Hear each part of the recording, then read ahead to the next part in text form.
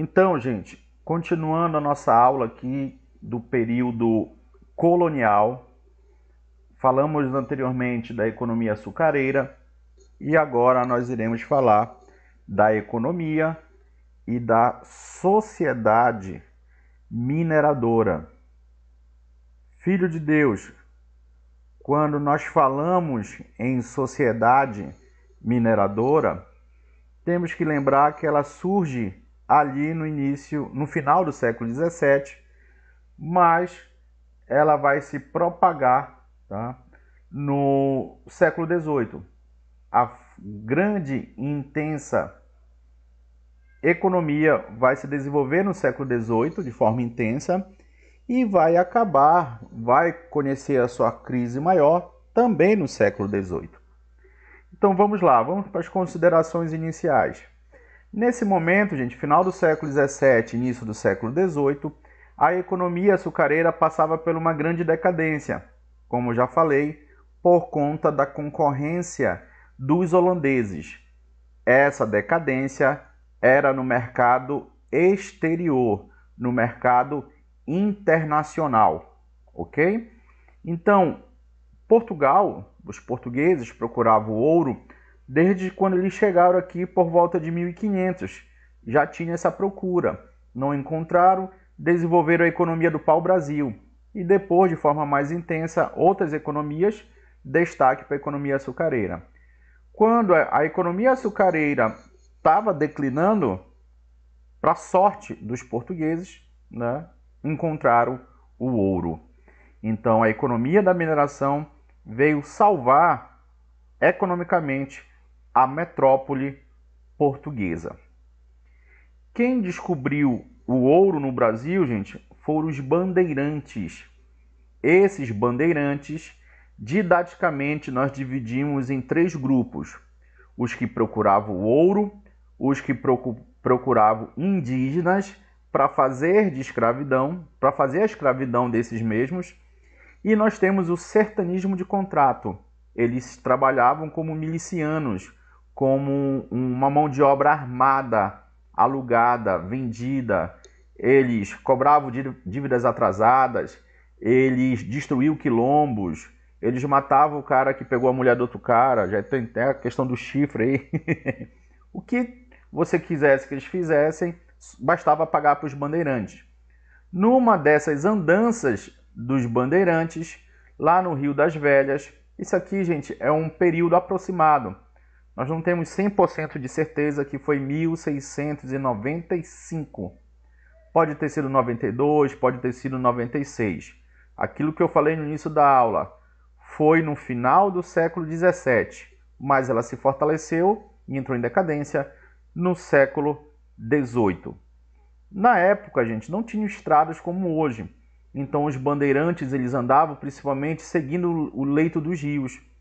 O movimento bandeirantista, gente, ele foi tão grandioso em percorrer todo o Brasil que teve um bandeirante que saiu de São Paulo, o foco deles ali era São Paulo, a residência deles geralmente era São Paulo, São Vicente, e foi parar no Pará, lá próximo de Cametá, né, para vocês verem quanto eles percorriam milhares e milhares de quilômetros. Logicamente que eles iam parando, alguns meses ficavam com os indígenas, depois seguiam viagem.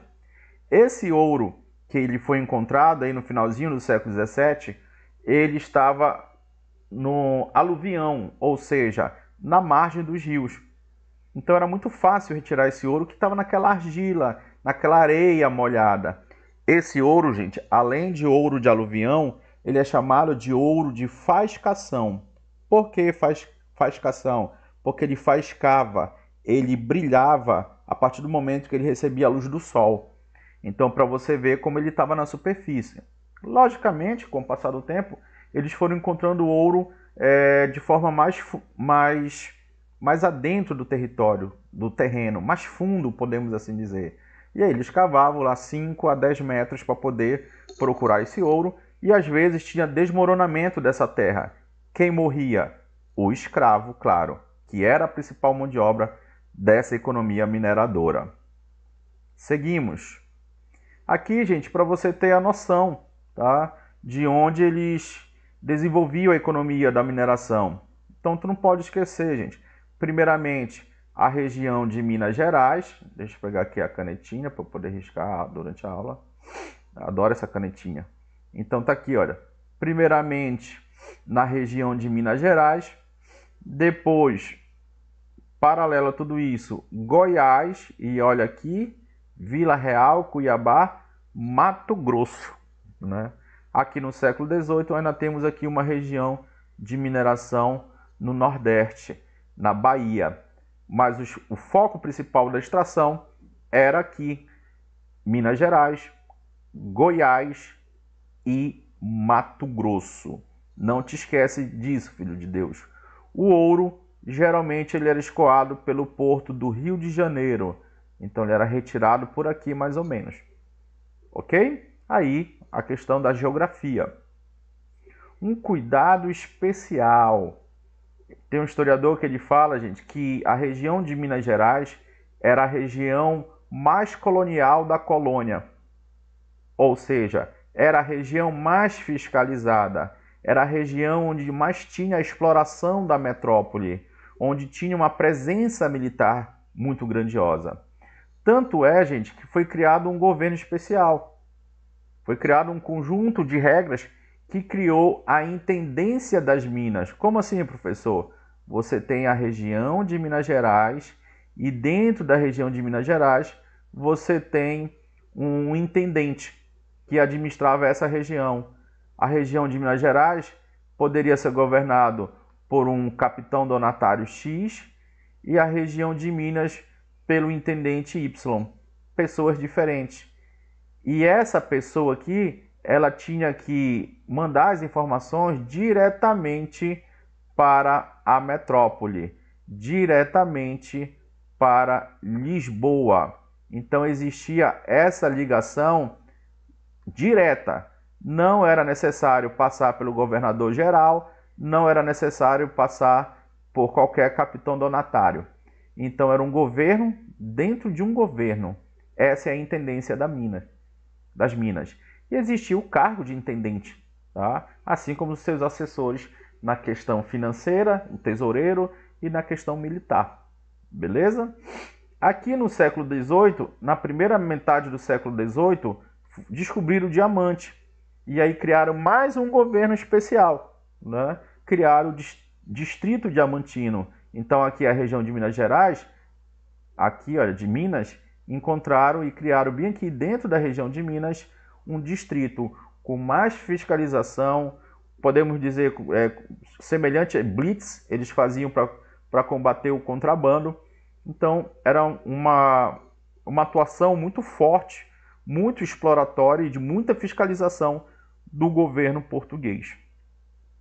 Por conta desse escoamento, ele ser levado principalmente para o Rio de Janeiro, ali na época do Marquês de Pombal, né, o Marquês de Pombal, que é o símbolo do despotismo esclarecido, ora ele era autoritário, ora ele seguia as diretrizes do iluminismo, ele transferiu a capital de Salvador para o Rio de Janeiro. Por quê? Para melhorar a fiscalização, para melhorar o controle, a saída da mercadoria, a saída do ouro, né? Do ouro e do diamante. Claro. Aqui é a dinâmica, tá, gente? Como eram distribuídos, né, os lotes de terras. Esses lotes, gente, nós chamamos de datas. Essas jazidas de exploração de ouro, nós chamamos de datas.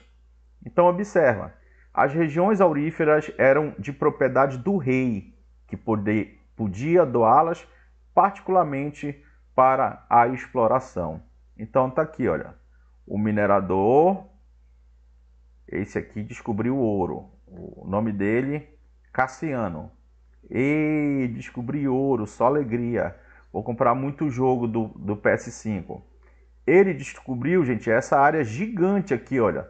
Só ouro. Só que essa terra que ele pisa é dele? Não. Ela pertence a quem? Ela pertence ao governo. Ela pertence ao rei. E aí, gente, tinha um critério. Esse critério, gente, não é uma regra, mas era o que geralmente acontecia, tá? foram ocupadas por meio da distribuição de datas, porções de terras. O que são as datas? Presta atenção. As datas não é 13 de maio, 14 de abril, 25 de dezembro. Não. Datas são porções de terras com ouro, né?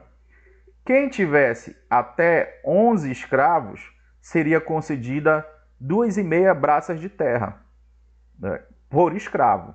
5,5 metros por escravo. Se o minerador fosse proprietário de 12 ou mais escravos, ele recebia 30 braças por escravos. O que eu quero te dizer aqui, gente? Essa terra, ela era dividida aqui, olha. Didaticamente é isso, olha. Aqui ficava as datas. Aqui nós teremos vários mineradores. Mas eu quero que você observe o seguinte, olha.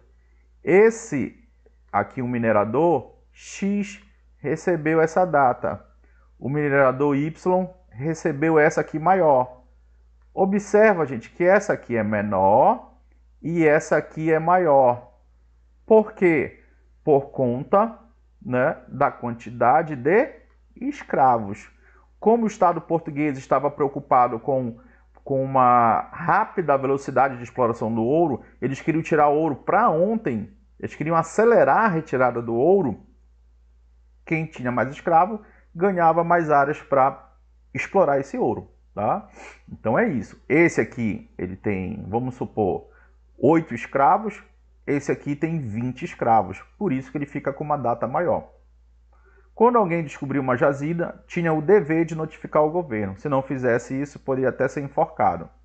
A jazida era dividida em lote, sendo os 2 primeiros entregues como um prêmio ao descobridor. Então, olha aqui, ó, 2 lotes bem grandinhos, né, para o descobridor. Observa que ele não ficou com toda a área. A jazida era dividida em lotes, sendo o primeiro entregue como prêmio ao descobridor. Seguia-se a escolha da data real. A data real é essa que eu acabei deixando aqui no meio, olha. Observa? Depois, essa data que pertencia ao governo, ela seria também dividida para outros mineradores. Então, observa, essa era a divisão das áreas de ouro descobertas aqui no século, principalmente no século XVIII, né? Essa é a dinâmica da distribuição, como acontecia a distribuição. Tributos. O que mais vem em prova, presta atenção, isso vem em prova do ensino fundamental, do ensino médio, prova do concurso do sargento exército, vem a questão dos tributos. Gradativamente serão cobrados tributos, muitas das vezes de forma conjunta, 2 ou 3 tributos. Por isso que o Brasil, gente, historicamente, ele é um país de muitos impostos. A gente paga ITBI na hora de comprar uma casa, a gente paga IPTU pela casa que a gente tem, a gente paga IPVA, nós pagamos ICMS. O indivíduo no Brasil, ele paga imposto até para ele morrer, até para ele ser enterrado. Então são muitos e muitos impostos. Primeiramente, criar o quinto, né? A quinta parte do que você descobriu, você tinha que dar como imposto para o governo. Vamos supor que você descobriu 100 gramas de ouro. Você vai poder ficar com as 100? Não, porque 20 vai ser para o governo. Só que ficava muito fácil burlar esse sistema, né? Ah, eu descobri 100, então eu vou falar para o governo que eu descobri 50, para eu pagar apenas 10 de imposto. Então, logo depois, esse quinto foi substituído e outros sistemas de impostos foram colocados, como a finta, né? O que é a finta? Já é uma cobrança anual. Depois criaram também a derrama. Então, aqui, gente, você observa, olha, o quinto criado aqui no ano de 1700, né? A finta foi um pouquinho depois, 1724, se não me falha a memória. A finta, gente, qual a principal característica da finta? O quinto era no dia a dia, tá? A finta, ela era anual, tá? Ela era cobrada, gente, anual, por cidades, tá? todo ano você via, todo ano, você via a cobrança desse imposto. Cada cidade tinha que pagar para o governo 440 quilos. É muito ouro, tá, gente? Tinha cidade, vamos supor, como Sabará, São João del Rei, Cuiabá, que conseguiam pagar esses impostos. E quem não conseguia ficava numa lista de devedores. Ok? Aqui, sistema de captação, né? O quinto foi gradativamente substituído por isso. Esse aqui era o imposto por pessoa, o que aparece em prova, gente, como imposto por cabeça, tá? Então, se você tem 2 escravos, você paga 2x, né, por escravo. Vamos supor, R$100. Se você tem 4, você paga 200. E se você não tem escravo, você paga por si mesmo. Olha só como era a exploração. Beleza? Aqui, gente, a casa de fundição é uma tentativa de combater o quê? O contrabando. Tá? Eles colocavam o ouro, gente, até dentro de imagens de santo. Por isso que a gente usava muitas das vezes, né, a expressão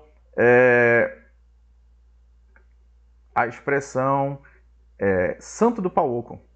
Eles colocavam ouro em tudo que é buraco que vocês possam imaginar. Até dentro de fruta, dentro de melancia. O que era a casa de fundição, gente? Era essa combinação do quinto com a casa onde o ouro ele era derretido. Você chegava com 100 gramas de ouro e você saía com 80. Ok? Porque dentro da casa de fundição, esse ouro ele era quintado.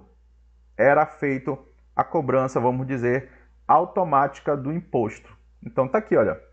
Esse é o ouro quintado. O ouro em barras assim, gente, fica muito mais difícil de contrabandear, de enfiar em tudo que é buraco que os contrabandistas faziam. Inclusive o próprio Tiradentes, que era corrupto, tá? Muita gente não gosta da verdade, mas ele também trabalhava um pouquinho, além de ser do exército, né? Ele trabalhava tirando dente e também ajudando os contrabandistas e fazendo vistas grossas.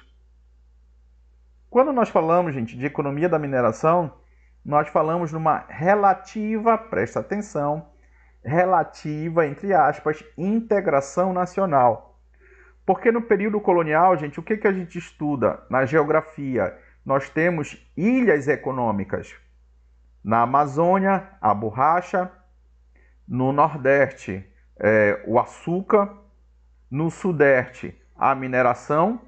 Né? Centro-Oeste, a mineração e outras economias. Só que aqui, gente, essas cidades, essas regiões, elas vão se conectar. Não se conectava muito, gente, com a Amazônia, tá, gente? Mas o restante, as outras regiões do país, Nordeste, Sudeste, Sul, se integravam com as cidades mineradoras. Como? Nesse ciclo aqui, olha. Eles enviavam mantimentos e recebiam em troca o quê? O ouro e o diamante. Então o Sul mandava, por exemplo, carne para Minas Gerais. O Sudeste mandava azeite, sal para Minas Gerais. O Nordeste mandava açúcar para Minas Gerais. Então tinha essa interligação entre as outras cidades que não faziam parte diretamente da economia da mineração. E, logicamente, o Rio de Janeiro é um grande destaque, como essas outras regiões, outras cidades. E o preço das mercadorias, gente, lá em Minas Gerais, eram altíssimos. Teve até um alvará proibindo a agricultura lá, teve até um alvará proibindo a indústria no Brasil, que é justamente para a galera comprar de fora. Um cavalo custava, vamos supor, 20 mil no Rio de Janeiro, lá na região das Minas era 100 mil. É que nem hoje, gente, em região de garimpo. Você vê, por exemplo, hoje, quanto custa um botijão no interior do Amazonas, numa região de garimpo? Custa R$500. R$ 400. 1 quilo de arroz, que é R$ 4 aqui, lá na região do garimpo é 15. Até mesmo por conta da dificuldade do transporte dessas mercadorias. Então, eram muito caras essas mercadorias.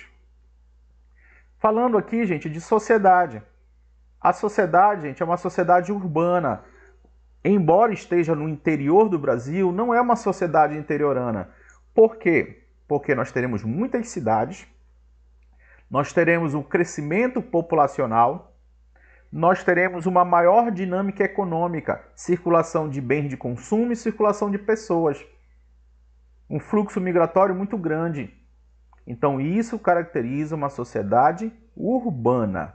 A sociedade da economia açucareira, gente, já era uma sociedade rural, mesmo estando no litoral brasileiro. Correto? Então, gente, era uma área muito perigosa, de muitas e muitas doenças. Como eu falei aqui, acidentes com os escravos mineradores eram constantes. Eles sofriam com diarreia, com infecção intestinal, porque as condições de vida e trabalho eram muito cruéis. É uma sociedade extremamente machista, onde um homem ele é a figura central, ele é o esteio da família, então isso caracteriza como uma sociedade patriarcal, onde a figura central é o homem. O escravo aqui, gente, era a maioria, tá? Os negros eram a maioria. 52% de negro, 22% de branco. O resto eram outras etnias e outros grupos. A vida do escravo era muito difícil por conta disso aqui, olha. Se ele não encontrasse ouro, ele não comia. No entanto, tem outra parada aqui, que era positiva para o escravo. O escravo vai tomar um banho de rio, de igarapé, mergulha de cabeça. Quando ele sai, o sangue está amarelo. Caiu de cabeça num tijolo de ouro. Estourou, mano.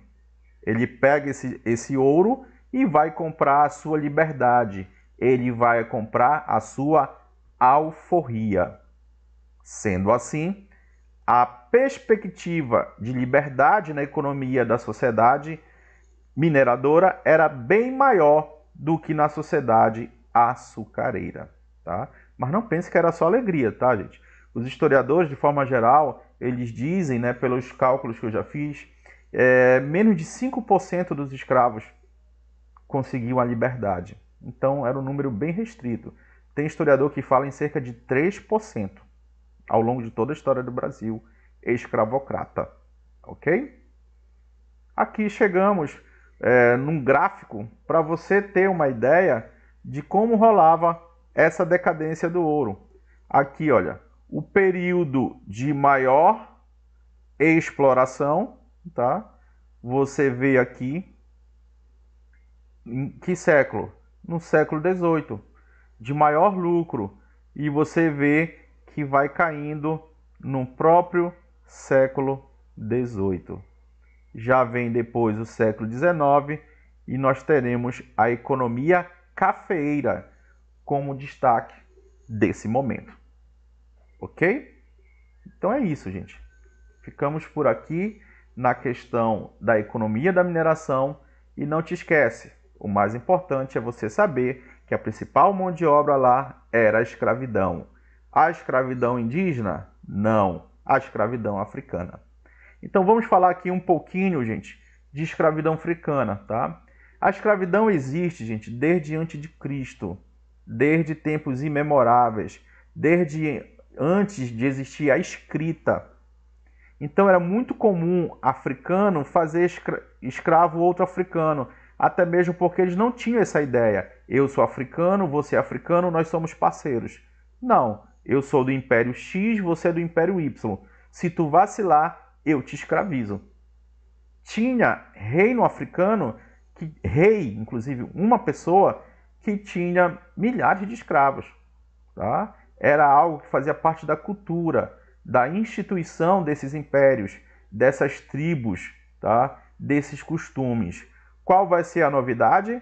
O europeu vai chegar lá por volta do século XIV e vai levar ele para outro continente. Essa é a novidade, tá, gente? Então aqui nós temos números aproximados né, dessa chegada de escravos aqui no Brasil, e você vê aí mais de 2 milhões de escravos no total, números aproximados, tá, gente? E o maior período de chegada de escravos vai ser justamente no século XVIII, para trabalhar onde? Na economia da mineração, ok? Aqui, gente, nós temos uma certa tipificação de escravos, né? Como diz aí o Eduardo Silva, a escravidão não funcionou e se reproduziu apenas na força.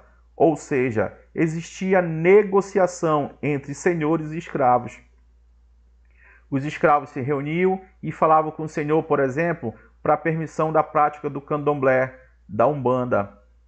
O senhor alugava uma escrava e cedia essa escrava para os escravos na senzala manterem relações sexuais.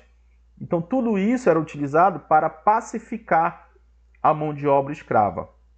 Aqui nós temos, gente, os escravos ladinos. Quem são esses escravos? Aqueles que já estão, gente, há anos aqui. Aqueles que já entenderam o que é a escravidão. Se eles não fizerem o que estão pedindo, eles serão chicoteados, executados, ok? Não quer dizer que eles aceitaram a escravidão, mas é uma estratégia de sobrevivência. Quem é o boçal? O boçal é aquele que acabou de chegar no Brasil. Ele chegou ontem no Brasil. E escravo, vai trabalhar. Ele vai dizer, eu? Jamais. Lá na África, eu tinha os meus escravos. Ei, filha da mãe, tu tá lascado. Tu aqui tá lascado. Então vai trabalhar. Lelê, lelê, lelê, lelê, lelê, chicotada nele. Então a ficha dele ainda não caiu, que ele é um escravo. Tá? Há uma semana atrás ele estava lá no reino dele, na tribo, com a sua família, com seus filhos, lindos e maravilhosos, e extremamente feliz. Corta a cena, uma semana depois, eles estão no interior de Pernambuco sendo escravizados. Crioulo, gente, você memoriza aqui pelo C de criança, é aquele escravo nascido do Brasil, ou seja, ele não era africano, e ele se achava superior aos africanos, não se misturava muitas das vezes com os africanos, e muitas das vezes não participavam de revoltas escravocratas. Nós temos aqui os escravos urbanos e os escravos rurais. Quem trabalhava mais? Depende, gente. Se um escravo rural, o seu senhor tem 50 escravos, ele é apenas o mordomo, ele não tem uma vida lascada. Já um escravo que mora no ambiente urbano e só é ele de escravo, o senhor tem a esposa, 2 amantes, uma concubina, 5 filhos para tratar e cuidar de todo mundo. Esse vai trabalhar, vai sofrer demais. O escravo de aluguel era aquele escravo alugado de um senhor para outro senhor para qualquer atividade, como por exemplo carregar água, e ele não ficava com nada. O dinheiro ficava com o dono. Escravo de ofício. O escravo de ofício ele era muito valorizado. Era aquele que fazia atividades que os outros não faziam. Por exemplo, um escravo ourives, um escravo que sabe português, matemática, subtrair, dividir. Existe o escravo mestre de obra, uma mão de obra extremamente qualificada. Esse é o escravo de ofício. E o que é o escravo de ganho? O escravo de ganho é aquele que trabalhava na rua fazendo tudo que é atividade. Ele vendia pão, ele acendia as lamparinas, ele vendia água, aí está aí a imagem, ele carregava fezes, ele fazia de tudo, vendia brigadeiro. Olha, senhor, eu vendi aqui, ó, 100 conto de brigadeiro. Oh, legal, o senhor deu o brigadeiro para ele vender num domingo. E o senhor, eu sou muito bom com você, eu fico com 90, você fica com 10. Cruel, né, gente? Mas era assim. Mas pelo menos ele guardava o dinheirinho para, quem sabe, comprar a sua alforria. Os escravos, gente, sempre resistiram, sempre lutaram. A luta era diversa, a resistência era diversa.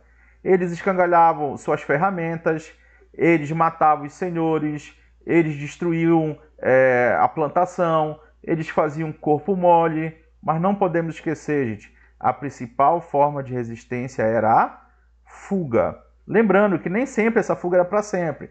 O cara fugiu e foi ver uma gatinha que ele encontrou na feira, uma negra muito bonita. Ele fugiu para saber o que tinha ali do outro lado do morro. Chegou lá, ele viu e era só morro, né? Ele fugiu para ver um parente dele próximo e voltava. Se ele fugiu pela primeira vez, gente, muitas das vezes ele nem era castigado fisicamente. Olha, tu fugiu, pô, tu é parceiro. O Senhor dizia, tu vai ficar um dia sem almoçar.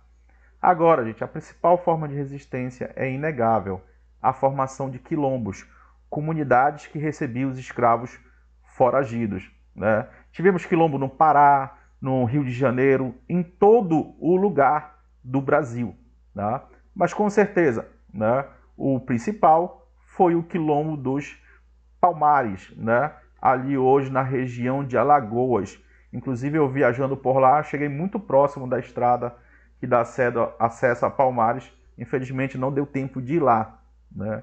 Ali tem o líder Zumbi, né, em Quilombo dos Palmares, e a morte dele, inclusive em homenagem a ele, foi dado o Dia da Consciência Negra, ok? 20 de novembro. Então, em todas as regiões tinha quilombo.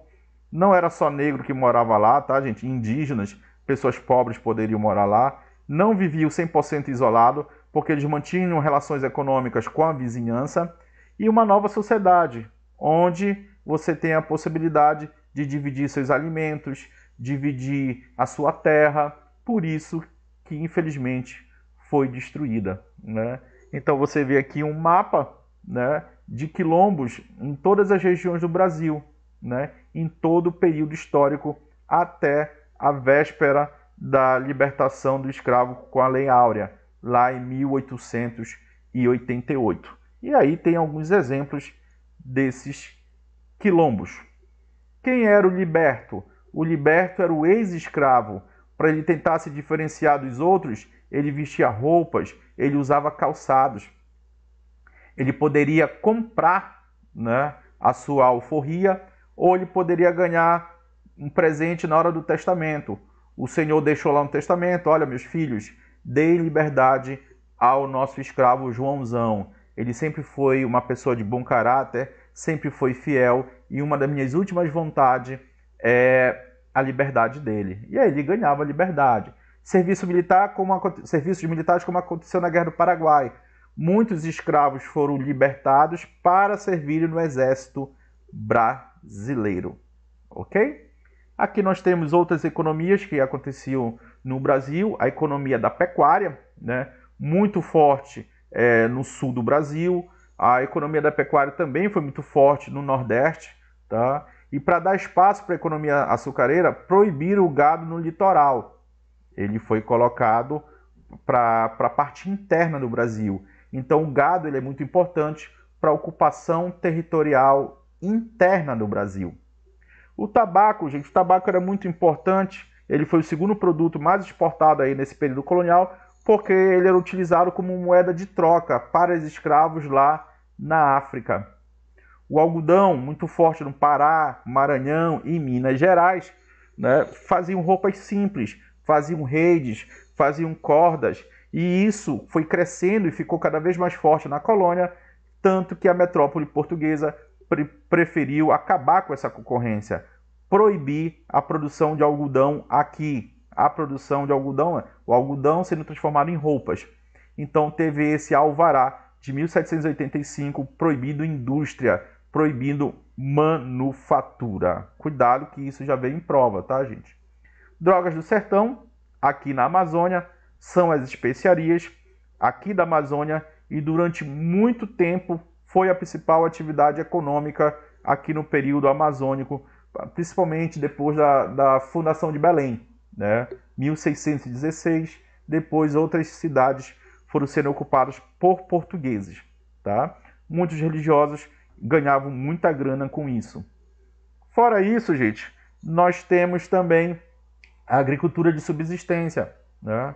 Cada engenho tinha a sua areazinha para plantar um cheiro verde, uma mandioca, um milho, mas o principal produto no engenho, o que é um engenho? Uma fazenda de açúcar.